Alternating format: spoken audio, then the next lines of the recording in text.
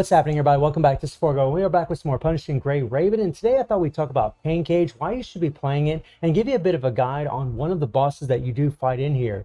So whenever you go into Pain Cage, the main reason that you're really going to want to play this thing is because of what's in this shop, these shards. These are very, very important because you're actually going to be able to farm for Phantom Pain Scars. Obviously, the higher scores you get, the more of these things you're going to be able to acquire each week, and Pain Cage does reset every single week. And I mean, they even have alpha in here, which is freaking amazing, right? So the thing is, just like Warzone, the main thing is really just to participate. You're going to have 3 different bosses, and you can actually click on these top icons here, and you actually see which bosses are going to alternate between each week. This guy is actually the easiest. Nozzle, in my opinion, is actually the easiest of all these 3 here. You can click on this one here. You'll see these 3 here. I think Alpha is actually the hardest, at least in my opinion. Vasco being the easiest, Roseblade being the second. And then you go into group Y, and this is really just a matter of opinion on which one's the most difficult. But the thing is, you're going to have to face all of them eventually, right? Well, all you need really is 4 characters. You're going to get 5 attempts per character, and that's it. Once you finish the fight and you save it, you save your score. You don't. If you save cancel, you can just keep doing it again and again and again. But if you just save your score, then you only need 4 characters to actually complete this. So and then you need 2 constructs or 2 characters per run. So you're going to have 2 characters here, 2 characters here, 2 characters here, the same 2 characters, and then you can move on to the next one here. You can do these here because these are going to be the easiest ones. There's going to be a lot less effects that these bosses are actually going to do. So you can bring in those same characters for the first 5 here, right? Test Elite and Night and the other boss, Test Elite and this boss, and then switch to 2 more characters. Do your Night mode here, go into this one here, and do your Test Elite and Night. And that'll be the easiest way to acquire points. Now, obviously, if you're trying to shoot for the highest score possible, then you're going to go into Chaos and Hell. Now, I can tell you, in Chaos and Hell, things get pretty rough because what happens is when you get to Chaos, well, not against Kamu here, but it will show in Hell, you start getting a Scorched Earth effect, which bends the battlefield to their will, causing enemies on the battlefield to continuously take extra damage. And this goes for all of them. I mean, if you take a look at Vastago here, on Chaos, Scorched Earth, right there it is. And then on Hell, it's going to be the same thing. And then on Musashi, the same thing. Even on Chaos, the same thing. So it's pretty much almost impossible to get a perfect or 0 damage because you're going to take damage over time. It's pretty much impossible. So a big thing to important is if you are facing the higher levels, you really want to have your lives. You want to have your B live, your S live. You want to be using your lives on these teams so they have a heal. That way, you know, your character, you know, if the fight does take a little while, you don't have enough BP, maybe you're having a bad run. I mean, you can do these over and over and over, but if you just like to get it over and done with, it's really just nice to have a healer in there regardless, right? That way you're healing up your character. Very, very important. And it's also really good for like someone like Alpha or even Lucia, who's 80% physical. You could use, you know, B-nonomy right here, right? You could use B-nonomy. So, I mean, what I like to do is for Hell mode, I really want to have B-nonomy, I want to have my Alpha, and I want to have my B-live for my heals, definitely, because once you start getting here, you're going to need a heal, and then on Chaos or some of these bosses, you're absolutely going to need a heal. Now, Musashi here isn't really that difficult a boss. I mean, he might seem like it at first, but he's really not that bad. You can also auto-clear these things. Once you've cleared it once, it's actually going to auto clear with only giving you 80% of your highest previous record. So if you scored 100,000 before, if you use the auto clear, you're only going to get 80,000. This is not something I generally recommend, but I guess if you're trying to save time, I guess you could do it. It will reduce the construct stamina, so you have 5 stamina per character. And you know, if you'd use this, it will use one of those staminas, exhaust your attempts, and the auto clear can be used 5 times in total until the next reset. So that's something good to know. I never use this myself. I actually prefer to just come in here and fight and take these bosses on. Now, Musashi has a few different effects that I'm going to show you and just kind of run with you as far as what you need to be doing whenever he does these things.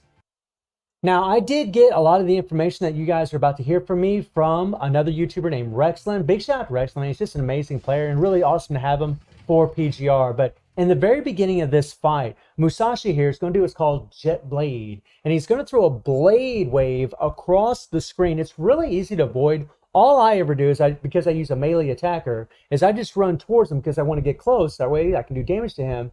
I can run close to him and just kind of hit my dodge and then go into the matrix immediately. It's actually pretty easy. So he'll do the jet blade. There you go. And then I come in here, do some attacks, right? Okay, so now I'm going to start attacking, and Musashi here will do 3 different melee attacks. He's going to do one where he swings the blade horizontally. He's going to do another one where he does a slice, he'll swing it vertically, and then he'll do another one where he's going to do a blunt force where he's just going to drive it forward. He's going to thrust it forward at you. So there's the horizontal, the swing. There's the chop. Okay, so he skipped one of them. Now what he's doing is he's going into these mirages. Now, the thing about this is he does this on exactly the same time. Now, he can take damage during this. So if you enter the matrix, you can actually do damage during this effect that he's doing right now, or this skill effect. And what he's going to do is he's actually going to do this twice. You'll see the mirages show up twice, and then some slashes are going to come towards you, and that's really what you're trying to dodge. He'll go into the mirage twice. You'll see the shoot, the mirage will come out twice, and then he'll do a slash, and that's when you need to dodge. Then he'll go into the mirage once, you dodge. He'll go in the mirage once again, and you dodge. So watch what I do. So I'll dodge. We go into the matrix. We can actually do damage to a boy. You see us taking a lot of life. Okay, there's a slash. He'll go in mirage once, and he'll slash again. Okay, now he's going back into his regular melee attacks. Okay, so something I want you all to notice right there is whenever he goes into this next one, you're going to see all these mirages surrounding him.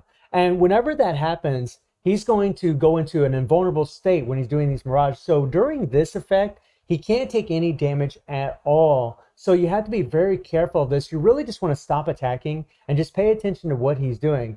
And what he's going to do is he's going to double dodge. He's going to go in his mirage twice. Shoo, shoo. You'll see the mirage show up twice. And then he'll do a slashing attack.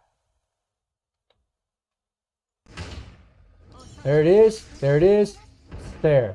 There it is. There it is. Slash. Okay. Very, very easy to avoid.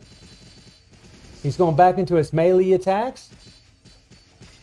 There's the chop right there. Pretty straightforward, actually. Now, he didn't do one attack to me. There's one big attack that he does where he does a spin and he shoots out a bunch of attacks all at once. And if you can enter, what you really want to do is as soon as you see him grip the blade, as soon as you see him grip that damn thing, start creating some distance between you and him, get away from him, and then you might have to dodge or switch to another character to avoid taking any damage during that attack. We gotta watch Alpha do her thing, right? Wipe off the sheath, wipe off the blade, throw it in the sheath. Nice. Good old Alpha, getting it done, my friends. So again, you know, the hardest thing about Musashi is whenever he starts going into those mirages. And remember, the first attack, you won't see all those mirages around you. You'll see the mirages coming out from the side, and he'll do that twice. You'll see the mirages twice, and then you dodge. Then he'll do it once, then you dodge again. He'll do it once again, then you dodge. Then toward the end of the fight, he'll do that big mirage all around you. You see all of the mirages of him are all around you, and then you'll see the mirage come out twice. He'll dodge out twice, and then you dodge. He'll do it twice again, then you dodge. All right? That's the difference, you know.